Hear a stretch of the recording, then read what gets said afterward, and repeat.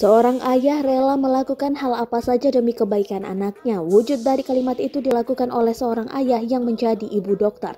Momen itu diunggah akun Instagram @wallunix Jumat 7 Januari 2022. Pada unggahan tersebut, seorang pria yang merupakan ayah ini berdiri tegak dengan jas putih, rok hitam, dan kerudung abu-abu bak seorang dokter. Ia mendatangi anaknya yang berada di atas tempat tidur untuk dibujuk minum obat. Si ayah tidak mengeluarkan suara karena takut ketahuan penyamarannya. Namun, wanita yang berada di dekatnya berusaha membujuk sambil menyebutkan bahwa pria itu adalah seorang ibu dokter. Si anak lalu percaya dan segera meminum obat tersebut. Bahkan di hari berikutnya, ia melakukan hal yang sama dengan mengenakan cosplay ibu dokter itu. Dan benar saja, si anak langsung minum obat.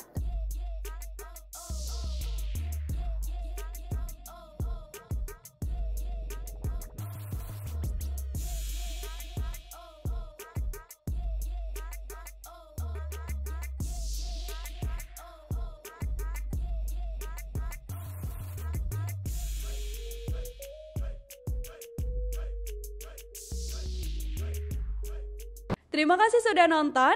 Jangan lupa like, subscribe, dan share ya.